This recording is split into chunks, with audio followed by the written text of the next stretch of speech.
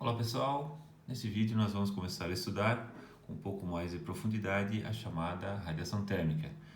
Se vocês lembram, lá no início, lá no capítulo 1 do nosso livro, nós já estudamos superficialmente, a radiação térmica, que é um dos 3 modos de transferência de calor. Lembrando, condução, quando o meio é sólido, convecção, quando temos um fluido envolvido.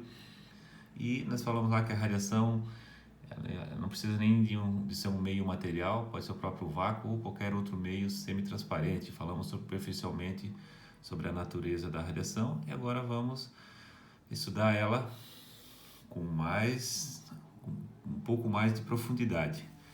Então, uma definição para a radiação térmica, eu gosto da seguinte: é a energia emitida pela matéria, pelos átomos, né? Quando a gente fala matéria, significa aquilo que tem massa, ou seja, átomos, com temperatura maior que 0 Kelvin. Aqui não é ok, né? É 0 Kelvin. Então, toda matéria acima de 0 Kelvin, tudo que existe na natureza acima de uma temperatura acima de 0 Kelvin, emite energia. Essa energia na forma de calor. Emite energia, emite outras formas de energia, como a gente vai ver, mas também emite o calor, aquilo que aquece as coisas, né? Enquanto que lá na condução e na convecção, se vocês lembram, a gente falava em diferença de temperatura. A condução é um modo de transferência de calor que ocorre entre 2 pontos com temperaturas diferentes. A energia vai do mais quente para o mais frio, através da rede cristalina, ou convecção, de uma superfície sólida para um fluido. Existe uma diferença de temperatura. Agora, não existe mais, observe que não falamos mais em diferença de temperatura. A radiação, ela é emitida nem que seja um único átomo. Um único átomo, se ele está numa temperatura de 0 Kelvin, acima de 0 Kelvin, e a gente sabe pela segunda lei da termodinâmica que tudo está acima de 0 Kelvin, né? Ou seja, tudo que existe na natureza está emitindo calor, independente de seu vizinho estar mais quente ou mais frio que ele. Esse átomo, estando acima de 0 Kelvin, vai emitir calor, radiação térmica. Tudo bem até agora? Então, a radiação térmica, como a gente já falou, né? Ela se propaga tanto no vácuo, ou seja, a ausência total de matéria, né? O vácuo, chamado vácuo absoluto, se vocês lembram da definição de vácuo absoluto, é a ausência total de matéria, coisa que não existe na natureza também, né? Vácuo absoluto, nem entre os planetas, né? O sistema solar, existe um pouquinho de poeira lá, poeira chamada poeira cósmica, né? E essa poeira contém massa, obviamente, né? Então tem umas partículas dispersas, chamada região do vácuo. Vácuo absoluto existiria só fora dos confins do universo, mas isso não existe, né? Fora dos confins do universo, ninguém consegue chegar lá, é uma situação que ninguém sabe direito o que acontece. Seria a ausência total de matéria. Então a gente diz que esses são chamados, mesmo o vácuo é chamado, também não deixa de ser um meio semi-transparente, como o ar. O que é o ar? São partículas, são átomos, né, dispersos muito longe um do outro. Se a gente for olhar, por exemplo, pegar uma amostra de ar, temos átomos, que são essas bolinhas pretas, muito distantes um do outro. E a distância entre os átomos é muito maior que o tamanho do átomo. Então aqui eu exagerei a proporção, diâmetro da bolinha, né, que seria o tamanho do átomo em comparação com a distância entre eles. É muito mais longe, muito mais distante que isso, tá? Só para a gente conseguir enxergar. Então, esses átomos estão emitindo flechinhas, emitindo energia. Essas flechinhas vão representar agora raios, né, de radiação sendo emitida em todas as direções. Então observem que existem algumas partículas discretas num vazio e esses átomos estão emitindo radiação em todas as direções.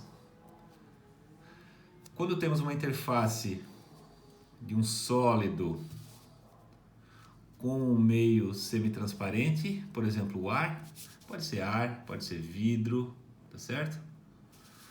Então existem vários átomos na superfície desse sólido, esses átomos estão emitindo radiação, estão emitindo também radiação para dentro, tá?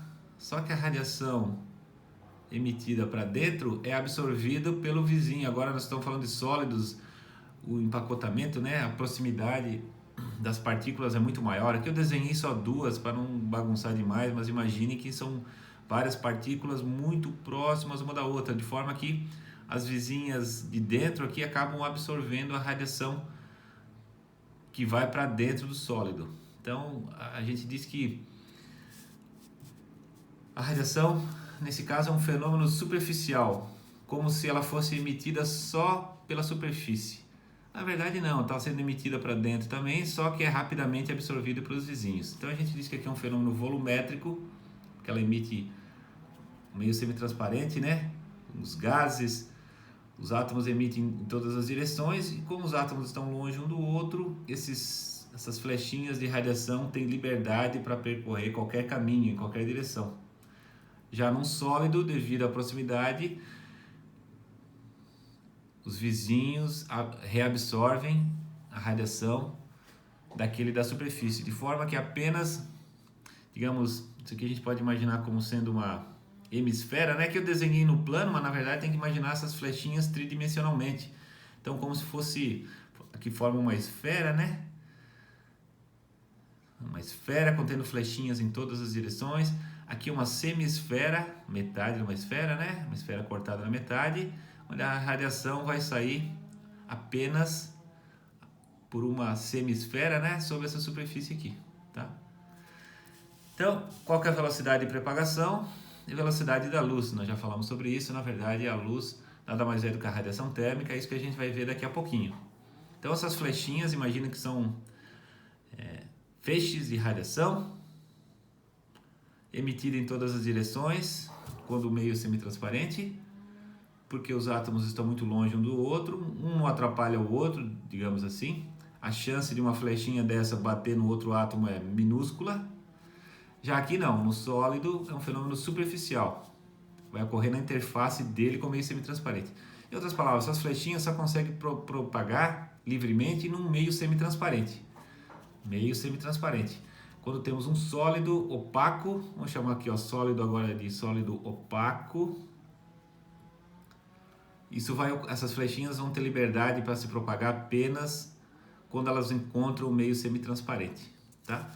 A gente vai ver que o vidro, que eu botei aqui, o vidro é um sólido também, né, professor? Sim, na verdade não.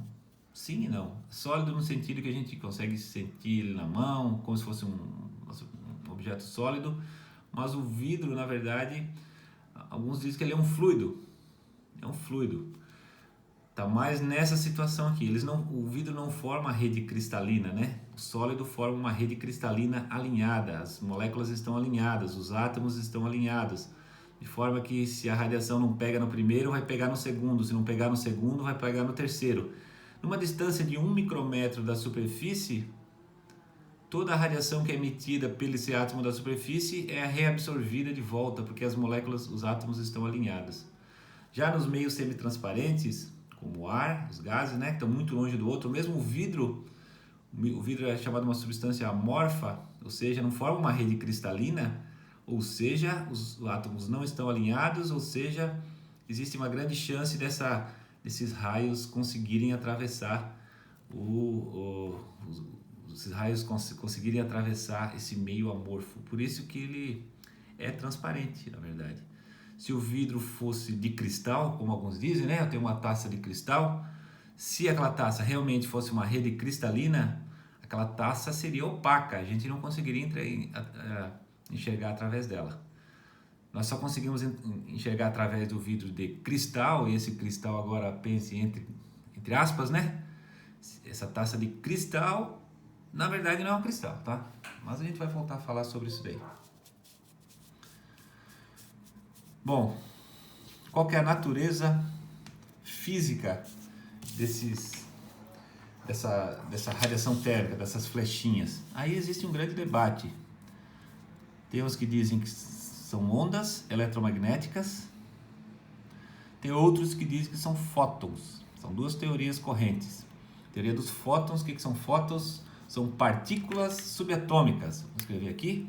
Fótons, partículas menor que um átomo, né? Subatômicas.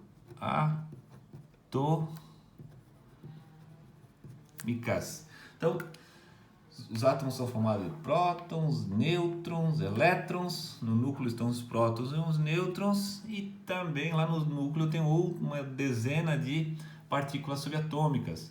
Entre elas os fótons. Os fótons são partículas que são expelidas na velocidade da luz. Na velocidade da luz, esse átomo está vibrando, né? Esse átomo está vibrando porque ele está acima de 0 Kelvin. Nesse movimento vibratório, existe a liberação. Quanto maior for esse movimento vibratório, maior é a taxa de liberação dessas partículas subatômicas, desses fótons. Então, teoria corpuscular, né? Como se fosse um corpo. Partículazinhas que viajam na velocidade da luz e transportam energia. Outra teoria diz que são ondas eletromagnéticas, ou seja, é um campo elétrico e um magnético a 90 graus um do outro, e essas ondas transportam energia. Quem está certo e quem está errado, não se sabe ainda. As duas teorias são aceitas, digamos assim. Aquele negócio da dualidade partícula-onda, né? São partículas ou são ondas? Um debate aí para os físicos. Nós não vamos entrar muito no mérito dessa natureza física. Para nós engenheiros, o que importa é a quantidade de energia que isso está transportando. Qual que é o impacto energético disso daí, dessa transferência de energia por radiação. Então, apesar de a maioria aceitar que são partículas, a natureza física é de partículas, essas partículas, esses fótons, se comportam como ondas eletromagnéticas. Elas se comportam como se fossem ondas eletromagnéticas. Então, vamos tratar ela como onda eletromagnética, apesar de que a maioria concorda que são partículas. Essas ondas eletromagnéticas, existem uma grande infinidade de ondas eletromagnéticas que vocês estudam lá em física. O conjunto de todos os comprimentos de onda que existem na natureza, como estamos falando de onda, agora vamos pensar em comprimento de onda, vamos chamar isso de lambda, medido em micrômetros. O conjunto de todos os comprimentos de onda, de menos infinito até mais infinito, é chamado de espectro eletromagnético. O que é espectro eletromagnético? Conjunto de todas as ondas eletromagnéticas que existem na natureza. Então, esse comprimento de onda, micrômetro, é 10 na menos 6 metros, né? Seria milésimo de milímetro. Então, nós estamos falando em 10 na menos 5 vezes 10 na menos 6, 10 na menos 11 metros. Começando lá, ó, partículas, ondas, comprimento muito pequeno. São chamados raios gama. Os raios gama vão até 10 na menos 4. Aí começam os raios X até 10 na menos 2. Micrômetro. Onda eletromagnética, onda eletromagnética. Tem uma faixa de interesse para gente aqui, que é a radiação térmica, que ela vai de menos 1, 10 na menos 1, desculpa, até 10 na 2. Então, de 0,1 até 100 micrômetros, as ondas eletromagnéticas nessa faixa transportam calor. Então, raio-x não transporta calor. Quando a gente vai na máquina de raio-x para bater uma radiografia, né? Lá ele não esquenta, ou seja, não existe transferência de calor em raios-x, nem em raios gama. Acima de 10 na 2, nós temos chamados micro-ondas. É o forno micro-ondas, celular, tá aqui, TV, rádio, tá tudo aqui. São ondas que não transportam calor também. Acima de 10 na 2 não existe transferência de calor. Ah, professor, mas o meu forno de micro-ondas esquenta. Não, o que ele faz é diferente. Não é a micro-onda que esquenta. Quando as ondas nessa faixa de comprimento de onda, elas penetram no alimento que a gente está esquentando lá no forno micro-ondas, ela provoca a ressonância, né? Lembra da ressonância? A ressonância das moléculas de água que existem dentro do alimento. Você nunca vai conseguir esquentar alguma coisa no micro-ondas que não contém água dentro. Então, botar um copo de vidro lá, só o copo ele não vai esquentar, a não ser que tenha um pouquinho de água nesse vidro aí. tá? Se botar um metal lá dentro, o metal não contém água, né? Uma panela seca, não vai funcionar, essa panela não vai esquentar, porque as micro-ondas do forno de micro-ondas tem um certo comprimento de onda que excitam somente as moléculas de água. Então, as moléculas de água começam a vibrar e friccionar uma contra a outra. Friccionar como se fosse esfregar uma mão na outra, né? Quando a gente esfrega uma mão na outra, gera calor. Mesma coisa vai acontecer com as moléculas de água que tem lá dentro do alimento. Então, não é a onda em si que transporta calor. A onda vai excitar as moléculas de água que vão friccionar uma contra a outra e vão gerar calor por fricção. Então, só o que contém água é que vai esquentar dentro do micro-ondas. Ele é programado para entrar em as ondas dele vão entrar em ressonância com a frequência natural das moléculas de água, tá? Então, a gente sabe também, né? Ligar a TV, o celular, o rádio não esquenta, né? Não é a onda que vai esquentar. Então, quem transporta calor? Toda essa faixa aqui, ó. Essa faixa chamada de radiação térmica de 10 a menos 1 até 10 a 2 contém comprimentos de onda muito peculiares, entre 0,4 e 0,7, ou seja, essa faixa estreitinha aqui, ó, é a radiação visível, é a luz visível. A luz visível tem comprimento de onda entre 0,4 micrômetros e 0,7 micrômetros. O 0,7 micrômetros é a luz vermelha. Então, tudo que a gente enxerga como sendo vermelho, por exemplo, esse apagador, isso aqui é vermelho, porque daqui está saindo radiação térmica com comprimento de onda de 0,7. Então, o que o nosso olho faz é medir o comprimento de onda da radiação que está saindo daqui e montar uma imagem como sendo vermelha. Já dessa outra careta aqui está saindo radiação com comprimento de onda 0,4. Então, nossos olhos identificam o comprimento de onda que sai daqui e nosso cérebro monta isso como sendo cor azul. Observe que não existe átomo azul, não existe átomo vermelho. Átomo não tem cor. Essa sensação de cor é uma ilusão do nosso cérebro baseado no comprimento de onda que está saindo desse cara aqui, 0,7, e desse cara aqui, 0,4. Todas as outras cores do arco-íris, digamos, estão aqui dentro. Então vai do azul, vai para o verde, para o laranjado, amarelo, laranjado, vermelho. Todas as cores do arco-íris estão aqui dentro, nessa faixa estreitíssima de 0,4 a 0,7 micrômetros. Então o olho humano é muito desenvolvido, digamos, é um medidor de frequência um medidor de comprimento de onda extremamente preciso, uma faixinha muito curta.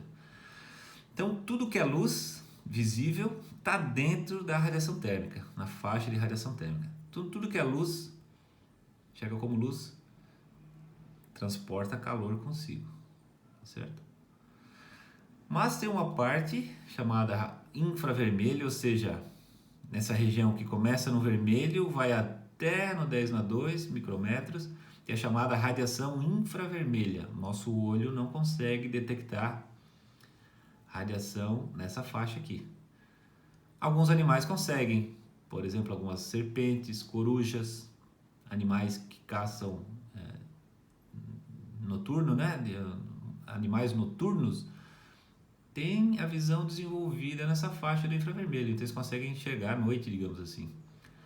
Aquelas câmeras de visão noturna que o pessoal usa, mede também nessa faixa aqui, na infravermelha, onde o olho humano não alcança. Temos uma outra faixa aqui, que é a radiação ultravioleta, que essa é perigosa, provoca câncer de pele, né? Então, ela está numa comprimento de onda menor que a luz azul. Então, ultravioleta, na verdade a gente chama de azul, mas essa última cor é a chamada violeta, tá? Luz violeta. É o comprimento de onda mais curto. Aquém dela, ultravioleta. Além do vermelho, infravermelho, tá? Então, a radiação térmica engloba o infravermelho, toda a luz visível e o comecinho da ultravioleta, tá? Então, aqui existe calor. A ultravioleta abaixo do 10 na menos 1 não tem calor envolvido, provoca câncer de pele. Raios X também provoca câncer, né? Mutações. Raios gama provoca mutações nos genes e na cadeia genética, né? E vai provocar problemas de saúde, por isso que o operador de raio-x nunca fica dentro da sala, né? Porque ele está lá o dia inteiro. Se ele fosse exposto à radiação de raio-x o dia inteiro, ele teria uma vida curta, certo? Quando a gente vai bater uma radiografia, a gente fica exposto milissegundos a essa radiação extremamente perigosa, mas como é um tempo curto, não nos prejudica. A ideia é a seguinte, ó, comprimento de onda curto consegue atravessar alguns tecidos. Por quê? Quanto menor for o comprimento de onda, mais fácil para a radiação contornar os obstáculos, digamos. Por isso que consegue atravessar tecidos humanos, não consegue atravessar o osso, porque o osso já é mais denso, ou seja, os átomos estão mais juntos, então não consegue atravessar. Já a radiação de raios gama é tão pequena, o comprimento de onda é tão pequeno que atravessa tudo, pessoal. Atravessa até o concreto. Raio gama atravessa até concreto.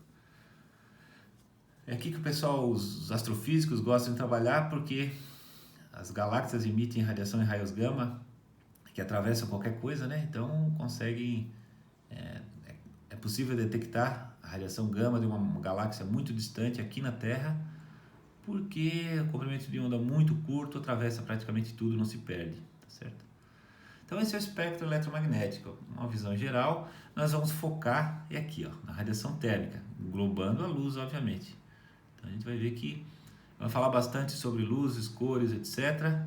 Porque tudo que nós conseguimos ver, enxergar, é calor, na verdade. Só que o nosso olho, dentro dessa faixa, consegue separar alguns comprimentos de onda específicos e nos montar uma imagem no nosso cérebro, digamos assim, tá? Então tá aqui, estamos preocupados nessa faixa de comprimento de onda e vamos, como sempre, né?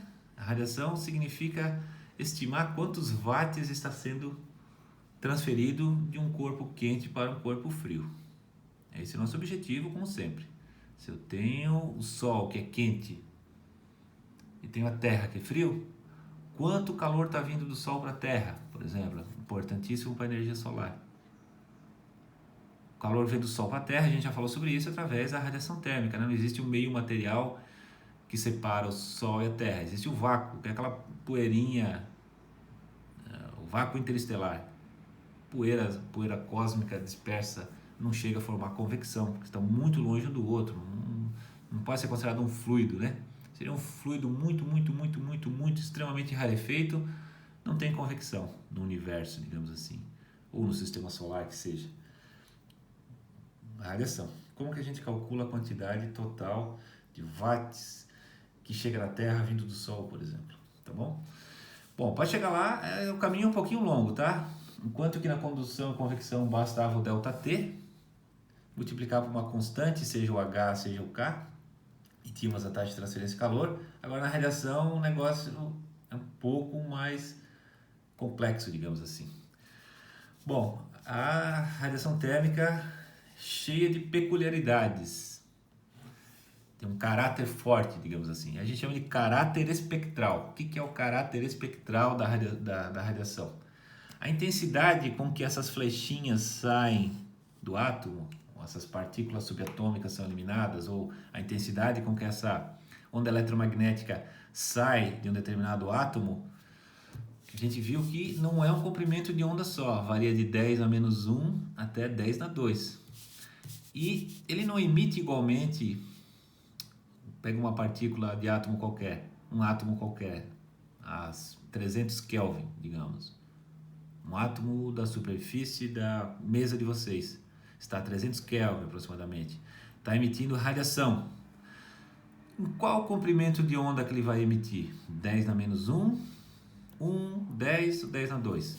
Em todos eles. Então, toda a faixa de comprimento de onda existe uma intensidade de radiação que varia. Então, ela parte de um mínimo, que seria próximo do 10 na menos 1, e tem um pico num certo ponto, depois volta a cair e zera em 10 na 2. Tá? Então não existe radiação térmica aquém do 10 na menos 1, nem além do 10 na 2. Só que isso não é um degrau, não é uma coisa reta. É uma coisa que começa suavemente em 0, atinge o máximo e depois volta para 0. E esse aqui, que é o X da questão, né? A intensidade varia com o comprimento de onda. Então, esse é o primeiro aspecto que dificulta a nossa tarefa de calcular quantos watts está saindo de um corpo quente. Por exemplo, o Sol está chegando num corpo frio, que por exemplo a Terra. Ou imagina que eu tenho um corpo quente aqui, que essa borracha está quente e essa caneta está fria. Quantos watts estão saindo daqui e chegando aqui? É isso que nós queremos. Esse cara está emitindo radiação algo parecido com isso. Só que esse aqui também está emitindo radiação algo parecido com isso. Diferente, né? Claro, um do outro vai ser diferente. Se esse está quente e esse está frio, a gente já sabe que o calor sai daqui e chega aqui. Então, provavelmente, esse está emitindo mais calor para esse do que esse está emitindo para esse. Se ele está mais quente, tá? Como a gente vai ver mais detalhes. Mas o que eu quero ressaltar aqui é que nessa faixa onde existe a radiação térmica, a intensidade não é igual. Ele vai emitir preferencialmente num certo comprimento de onda, que a gente vai estudar depois qual que é esse comprimento de onda preferencial aí. Tá certo? Então esse é o caráter espectral. Espectral porque quando pensa em espectro, pensa em comprimento de onda, ou seja, a intensidade varia com o comprimento de onda. A intensidade muda com o comprimento de onda. Uma outra característica peculiar da radiação, da intensidade, é o caráter direcional. Então agora já vimos que ela tem um caráter espectral, ou seja, a intensidade muda com o comprimento de onda. Agora nós vamos estudar o caráter direcional, ou seja, a intensidade muda com a direção. Numa superfície real, a radiação emitida perpendicularmente à superfície é maior do que numa direção inclinada. Quanto mais inclinada for a direção com relação ao observador, né? Imagina que o observador está aqui, ó. Vou desenhar o olho do observador aqui. Você está vendo uma intensidade grande. Eu estou na frente da tela da TV. Estou enxergando com uma intensidade boa. À medida que eu vou ficando oblíquo à TV, se eu começar a assistir TV inclinado, todo mundo sabe que a tela vai perdendo o brilho, né? Vai perdendo o brilho. Por quê? A intensidade nessa direção é menor. Então, a quantidade de radiação que chega no observador, no olho do observador, é menor numa direção oblíqua do que na direção normal. Então, essas são as superfícies reais. Isso dificulta bastante a nossa vida, porque além de a radiação depender do comprimento de onda, ainda ela vai depender da direção. Então, é comum a gente trocar, em vez de trabalhar com isso daqui, que é difícil, vamos trabalhar com isso daqui, com uma superfície ideal, que a gente vai chamar essa superfície ideal de emissor difuso ou superfície difusora. Difuso, difusora, ou seja, ele espalha igualmente a intensidade. Então, numa situação dessa, um observador daqui perceberia a mesma intensidade que um observador aqui. Isso não existe, tá? Superfícies reais são mais nesse sentido. Eu dei o exemplo da tela da TV. A tela da TV, ou a tela do cinema, né? É uma superfície rugosa, um pano, né? A tela de cinema é um pano. A tela de TV é lisinha, pessoal. Minha TV é lisinha. Sim, pelo lado de dentro ela é lisinha. Pelo lado de fora, desculpa. Mas pelo lado de dentro aquele vidro está impregnado com uma substância fosforescente que torna ela rugosa com o objetivo de espalhar essa radiação. Então é chamada de superfície difusa. Geralmente uma superfície rugosa é uma superfície difusa, tá? Que consegue espalhar a radiação igualmente em todas as direções. Isso que não existe na natureza, mas nós vamos usar como aproximação aqui, para não dificultar demais. Muito bem. Então, nós podemos partir agora para algumas definições matemáticas. Algumas vocês já conhecem, que é o ângulo plano, né? Que a gente chama de alfa. O alfa, por definição, ele é o comprimento do arco dividido pelo raio daquele arco. Então, se eu pego uma fatia de pizza, né? O raio dessa pizza e o comprimento, eu vou pegar uma fita métrica e vou medir ela torta, né? Como se eu pegar essa régua e tortar ela assim. Eu vou medir aqui quantos metros tem esse raio, dividir um pelo outro, e eu tenho chamado o ângulo plano, alfa, definido L sobre R. Isso é definição matemática, a gente já sabe disso. Isso a gente chama de radianos. Observem que metro com metro, isso aqui é um número adimensional, na verdade, né? Como o número de Nusselt, número de Reynolds, a gente já estudou, né? Número de Reynolds lá em mecânica dos fluidos. Alfa é o ângulo é um parâmetro adimensional. Mas a gente chama isso de radiano, tá? Radiano, na verdade, o radiano a dimensão é zero, não existe dimensão. A gente chama isso de radiano. Aqui em radiação térmica, no estudo da radiação térmica, o ângulo plano, nós vamos estudar o equivalente dele. Bom, fiz até os exemplos aqui, mas todo mundo já sabe, né? Num semicírculo, se isso aqui formasse um semicírculo isso daqui, né? Metade de um círculo, tá certo? R é isso daqui. Essa distância aqui vale π vezes R, é o comprimento, né? Dividido por R, que é o raio. Então, o semicírculo tem π radianos, que é esse ângulo daqui até aqui. E um círculo inteiro, 2π radianos, coisa que a gente já sabe. Nada de novo aqui. Vamos usar agora uma nova definição de uma nova grandeza chamada ângulo sólido, que nós vamos chamar de ômega. O W minúsculo, na verdade, é ômega, tá? Agora, ao invés de ter estudarmos uma fatia de pizza que é uma coisa plana, nós vamos imaginar uma coisa tridimensional, porque a radiação é tridimensional, né? Tem isso aqui, um objeto tridimensional, isso aqui é um objeto tridimensional. Eu quero calcular quanto radiação sai daqui e chega aqui, por exemplo. Como é que eu vou calcular isso aí? Eu vou precisar do conceito de ângulo sólido. O que é o ângulo sólido? Agora imagine um cone, tá? É um cone, agora não é mais uma fatia de pizza, é um cone. Na boca do cone tem uma certa área em metros quadrados. Ó, vou botar aqui do lado, vou fazer um paralelo. Enquanto que no ângulo plano nós temos um arco aqui medido em metros, agora na boca do cone nós temos uma área medida em metro quadrado. Esse aqui é o R, de novo, é a distância entre a ponta do cone e a base do cone. E nós vamos definir esse ângulo sólido como sendo essa área medida em metro quadrado e pelo R ao quadrado. De novo, metro quadrado com metro quadrado dá um número adimensional. E isso nós vamos chamar de SR, sigla, se pronuncia esteroradiano. Então, ângulo sólido, radiano, ângulo plano, radiano, ângulo sólido, esteroradiano. Para que a gente quer isso daqui? Lembra dessa brincadeirinha que eu fiz aqui? Do ângulo do observador, que eu desenhei no plano, né? Mas imagine que isso aqui pode estar em qualquer posição no espaço. É o chamado campo de visão, né? Quando eu olho, agora o meu olho está aqui, ó. Quando eu olho um objeto, eu vou enxergar a área frontal dele. Por exemplo, se eu estou olhando uma bola de frente, aqui está o meu olho, estou olhando uma bola de futebol de frente. Eu vou enxergar o quê? Eu vou enxergar um disco. Qual a área desse disco? E qual a distância do meu olho até esse disco? Isso vai formar um ângulo sólido. A gente enxerga isso como sendo um ângulo sólido. Tá certo?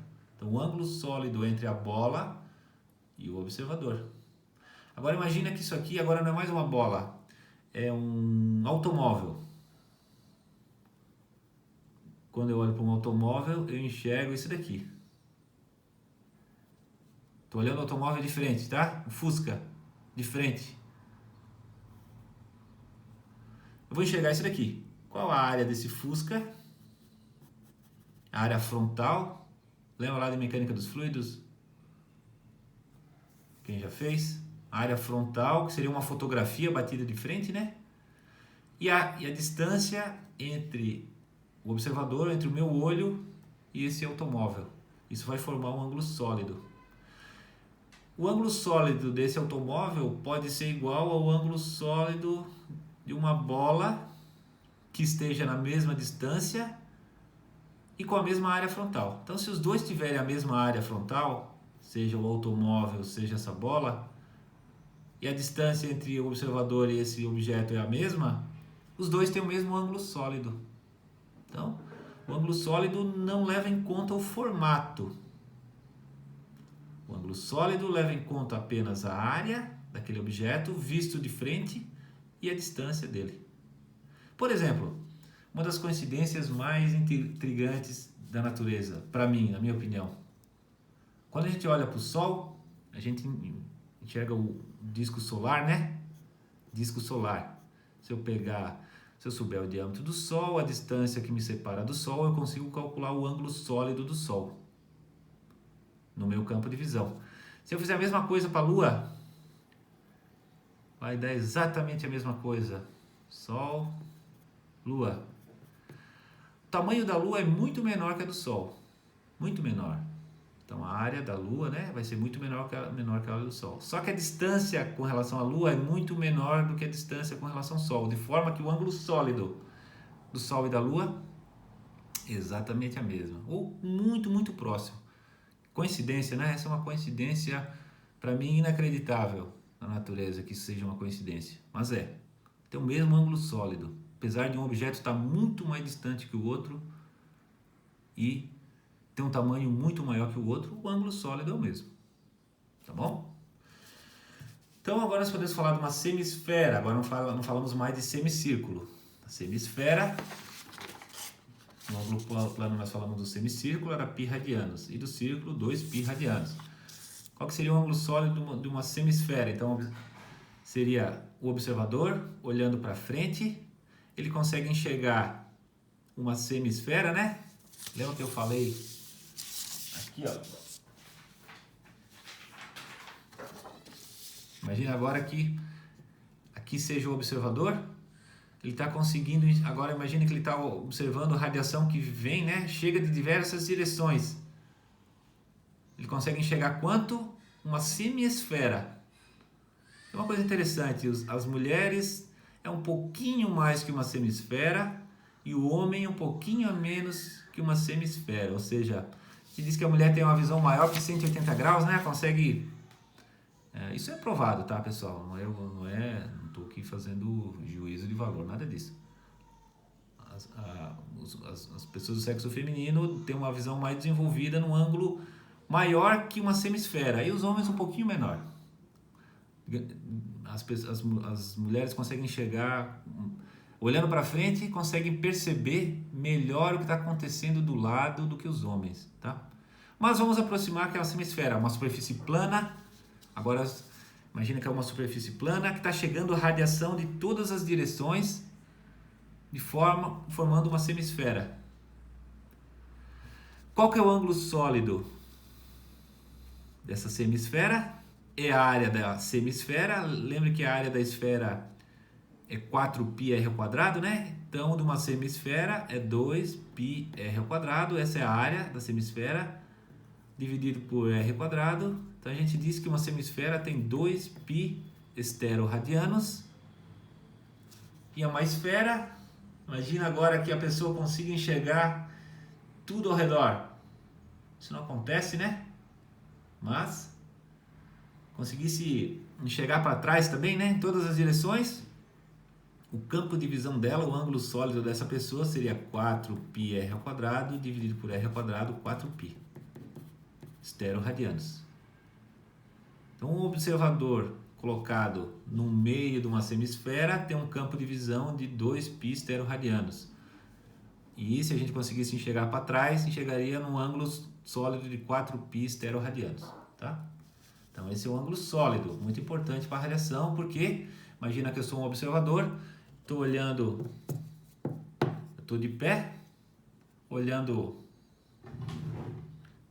eu sou o observador, em verde, e eu estou olhando uma outra pessoa de frente. quero saber que está o meu olho, qual é o ângulo sólido que essa pessoa está a partir do meu ponto de visão. Por que isso é importante? Porque imagina que isso aqui seja um objeto emitindo calor. Eu quero saber quantos por cento desse calor que esse objeto está emitindo vai chegar no observador. Observe que esse cara está emitindo para trás, para o lado, para baixo, para cima. Apenas uma pequena fração vai sair desse observador e vai chegar no olho, vai sair desse objeto e vai chegar no olho do meu observador. Então esse é o ângulo sólido com que esse observador percebe esse outro objeto. Vamos lá? Então podemos começar a falar agora em intensidade de radiação emitida. Começamos a falar em energia agora. Vamos chamar isso de I maiúsculo, lambda E de emitida, e lambda porque a gente já sabe que o negócio depende do comprimento de onda, né? Lembra do caráter espectral? A intensidade varia com o comprimento de onda. Então a gente chama isso de I lambda emitido, intensidade emitida num certo comprimento de onda. Então imagine uma superfície qualquer, um elemento de superfície que nós vamos chamar de DA, desculpa. Uma areazinha pequenininha, infinitesimal, DA metros quadrados, sistema XYZ. Nós temos aqui um vetor normal à superfície. Então imagina que nosso DA seja isso aqui. Esse aqui é o nosso DA. A intensidade, vou tentar pegar um vetor menor. Bom, imagine que esse lápis agora seja um vetor. Intensidade, as partículas estão sendo emitidas em todas as direções. Então existe uma flechinha em todas as direções possíveis, acima dessa superfície. Numa hemisfera acima dessa superfície plana, tá? Existe uma hemisfera sobre a superfície plana com essas flechinhas todas apontando para fora da hemisfera. Nós vamos definir essa intensidade como sendo dQ, o calor, né? Essa areazinha pequenininha está emitindo uma certa quantidade de calor medida em watt por unidade de área. Watt por unidade de área, isso que dá o fluxo, né? Só que não é simplesmente a área, é a área multiplicada pelo cosseno θ. O que é a área multiplicada pelo cosseno θ? É a projeção da área naquela direção. Então observe que quanto mais eu inclino minha visão com relação a essa borracha, menor vai ficando a área, tá certo? Menor e menor. Aqui vocês estão vendo a área frontal, à medida que eu vou inclinando, vocês vão enxergando essa área aqui cada vez menor. Por quê? Até chegar em zero, né? Essa área aqui. Porque o cosseno do ângulo se torna zero. O cosseno de 90 graus é zero. Tá? Então, calor por unidade de área perpendicular àquela direção.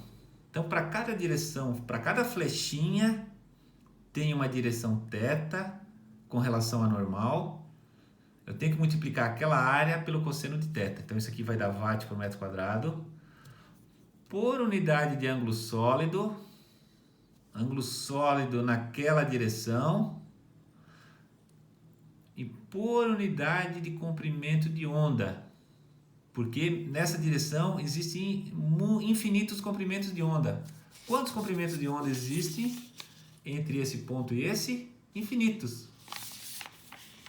Então, nós estamos pegando uma flechinha numa certa direção θ, nós queremos contar quantas flechinhas tem dentro de uma unidade de ângulo sólido e por unidade de comprimento de onda. Essa é a definição.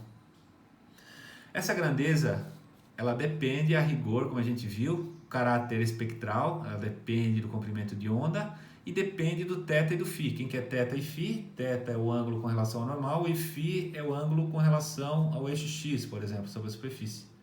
Então, esse aqui é o caráter espectral, esse aqui é o caráter direcional. Então, essa intensidade de radiação vai ser watt por metro quadrado por estero-radiano por micrômetro. Quantos watts por metro quadrado é medido numa certa direção e num certo comprimento de onda. Tá bom? Então essa é a nossa intensidade de radiação. Por que a gente define essa quantidade? A gente vai ver mais adiante que os físicos, o pessoal da física, não engenheiro, tá? Conseguiu descobrir como calcular essa intensidade de radiação.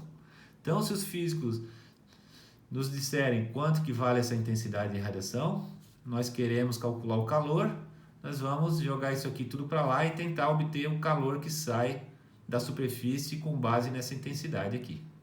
Tá bom? Bom, para simplificar um pouquinho a nossa vida, como a gente falou, né? Superfície real é assim. Nós vamos trabalhar com uma superfície ideal, ou seja, nós vamos admitir que as flechinhas tenham o mesmo tamanho em todas as direções. A gente vai usar a hipótese do emissor difuso, ou superfície difusora. Ou seja, nós vamos dizer que ao invés dessa intensidade variar com o comprimento de onda e com a direção, nós vamos abolir a direção, nós vamos admitir que ele é difuso, ou seja, a nossa intensidade, nós vamos, por simplificação, admitir que ela varia só com o comprimento de onda, tá? Nós vamos jogar fora o caráter direcional dela. Vamos ignorar o caráter direcional, porque senão fica muito difícil. Mas funciona bem, tá? Se a gente imaginar que essas flechinhas aqui, o tamanho delas, que todas são iguais, né? Tem um tamanho médio entre a maior e a menor aqui, faz uma média entre essas aqui. Na média, a quantidade de calor que sai daqui em watt é igual à quantidade de calor que sai daqui em watt. Se trabalharmos com valores médios, é isso que nós vamos fazer, trabalhar com valores médios.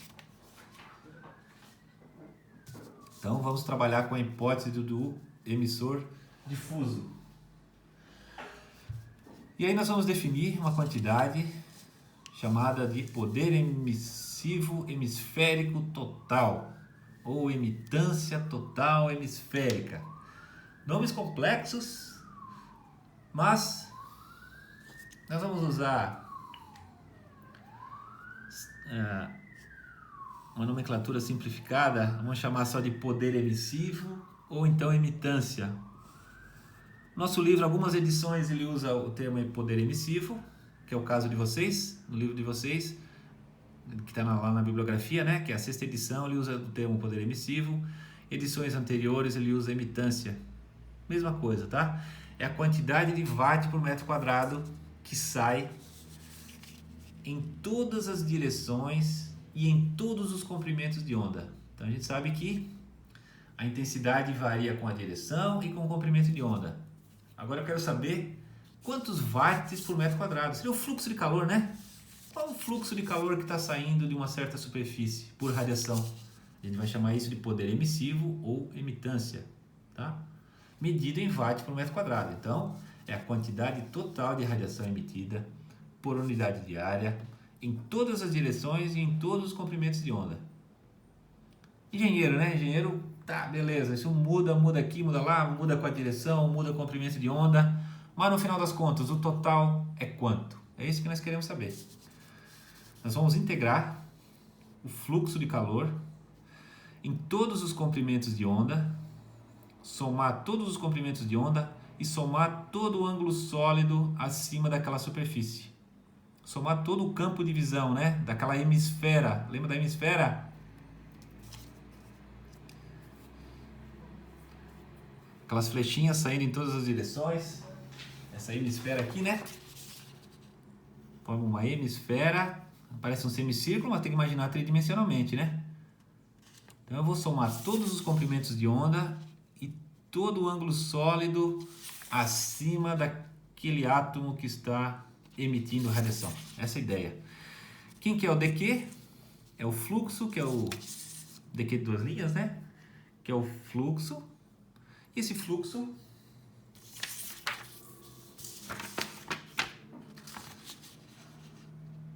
dq sobre A, dq sobre dA vai ser a intensidade vezes o cosseno θ vezes o d ômega de lambda, que é o que está escrito aqui.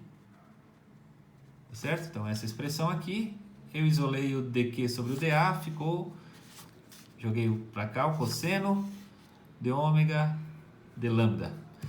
E quem que é o ângulo sólido?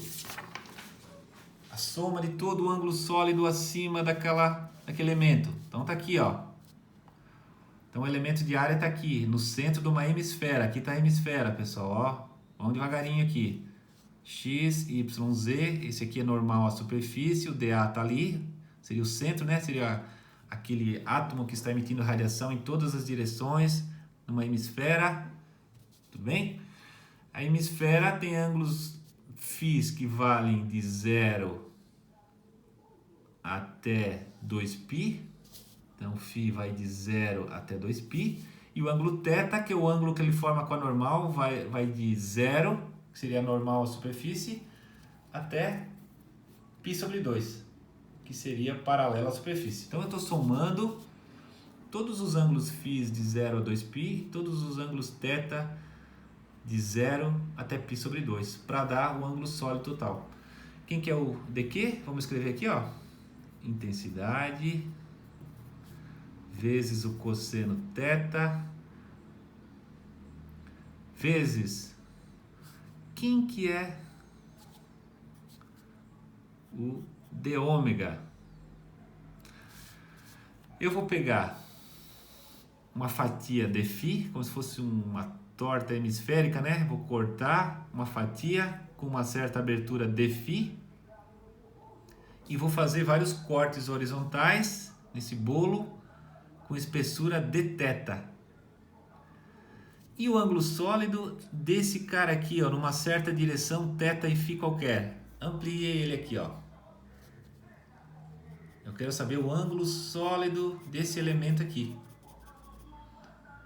Se dφ tende a 0 e dθ tende a 0, isso forma um retângulo, né? Com dimensões d1 e d2. Quem que é a dimensão d1? Dimensão d1 é r seno θ vezes dφ. Por que isso? Por que d1 vale r seno θ dφ? Bom, quem que é r seno θ? R é o raio da esfera, né?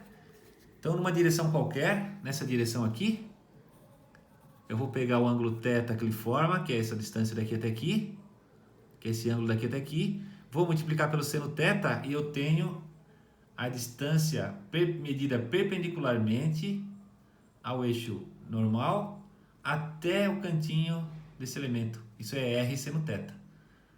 Essa distância daqui até aqui é r seno θ. Multiplico pelo dφ, que é a abertura, né? Para ter essa distância d1. Pela definição de ângulo plano. Pela definição de ângulo plano, quanto é que vale r? Vale o alfa vezes r. Quem que é o alfa? É o dφ. Quem que é o r? É o r seno θ. Então ficou r seno θ dφ. Essa é a distância d1. A distância d2 é o mesmo r vezes essa abertura aqui. Essa abertura é dθ. Então d2 é r dθ. Com isso, o nosso d ômega, por definição, é a dA, é a área, né? É dA, ângulo sólido, pela definição, é a área sobre o raio ao quadrado. Quem que é a área? d1 vezes d2, essa área aqui, dividido por r ao quadrado. Então, no lugar de d1, nós vamos escrever r seno θ dφ. Quem que é d2?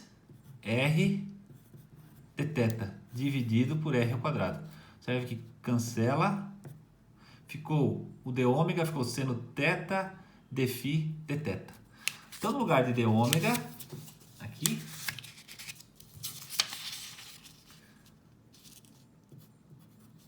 eu vou escrever seno de θ dφ dθ. Seno de θ dθ, opa, dθ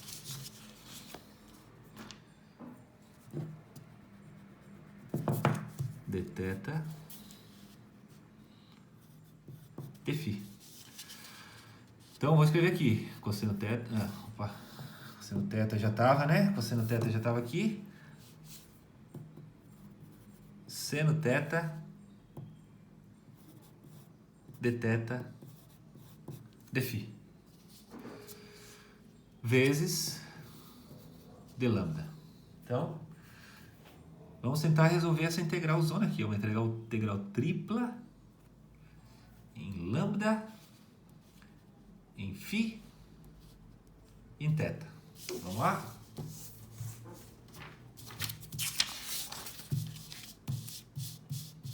Vou reescrever aqui.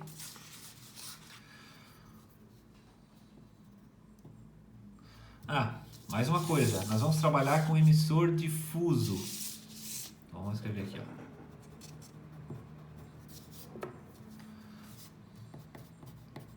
Para emissores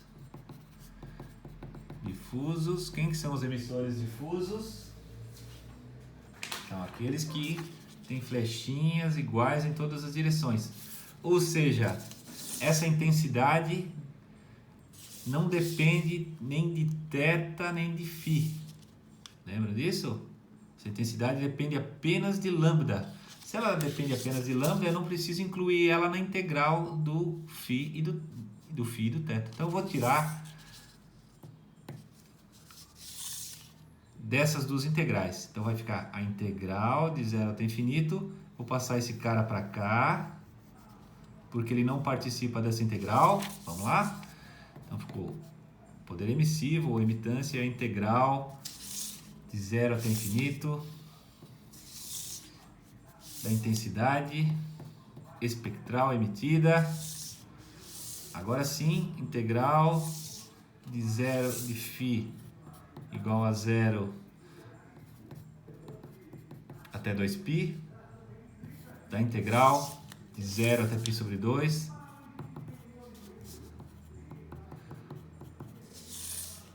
do cosseno de θ vezes o seno de θ dθ. Cosseno de θ vezes o seno de θ vezes dθ. Podemos até fazer isso, ó. Vamos chamar isso aqui de colchetes. Essa integral do ângulo θ. No ângulo φ também, vamos incluir o ângulo φ aqui dentro.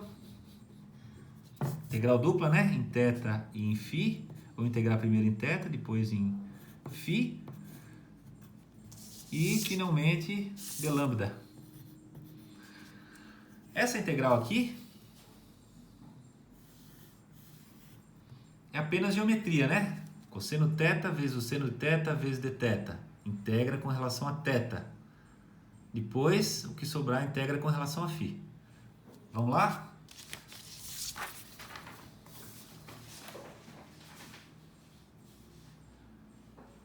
Vou botar assim, ó, mas pegar só a integral de θ igual a 0 até θ igual a π sobre 2 do cosseno de θ vezes o seno de θ vezes dθ. É só a integral em θ. Quanto que vale essa integral? Vou fazer uma integração por partes. Vou chamar u igual ao cosseno de θ. Logo, o du vai ser menos o seno de θ. Então, isso aqui se tornou o quê? Integral. No lugar de cosseno de θ, eu vou chamar de u. No lugar do seno de θ, dθ, né? No lugar de seno de θ, dθ, eu vou chamar de menos du. Então, ficou uma integral de u du, que é igual a menos u quadrado sobre 2, tá certo?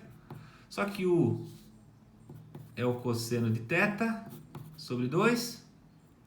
Então, aquela integral ficou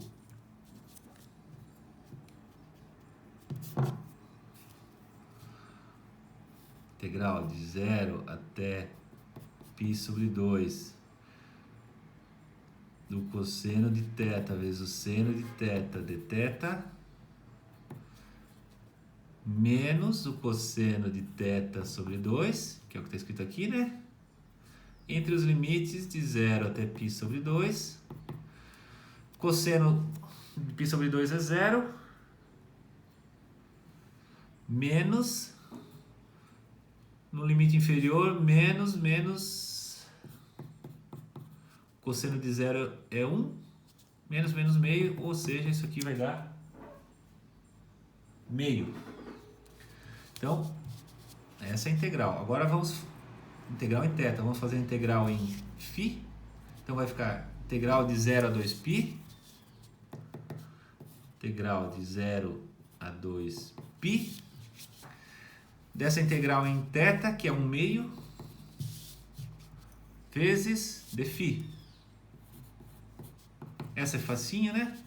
Integral de dφ vai dar φ sobre 2 entre os limites de 0 a 2π. Isso vai dar, no limite superior, π, e no limite inferior, 0. Simplesmente π. Então, tudo, essa integral dupla, de 0 até 2π, de 0 a π sobre 2, cosseno θ, seno θ, dθ, dφ, tudo isso vale π. Portanto, a nossa emitância, né, o poder emissivo, a quantidade de watt por metro quadrado que sai em todas as direções, em todos os comprimentos de onda, é a integral de 0 até infinito do que ficou entre, né, nessas chaves aqui, né, isso tudo vale π. Opa, esqueci de botar a intensidade aqui. Vou botar aqui, vai. Intensidade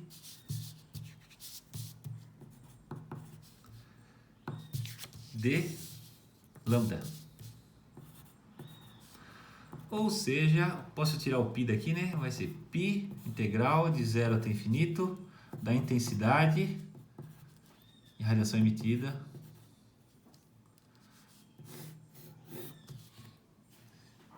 Então, resolvemos a integral em todos os ângulos sólidos acima daquela hemisfera, né? Acima daquele ponto de interesse. Isso deu π, somatório de todos os ângulos sólidos, sob a hipótese de que a intensidade é igual em todas as direções. As flechinhas do mesmo tamanho em todas as direções, tá? Então, esse é o nosso resultado para hoje. No próximo vídeo nós vamos ver como obter esse cara aqui, a intensidade espectral emitida.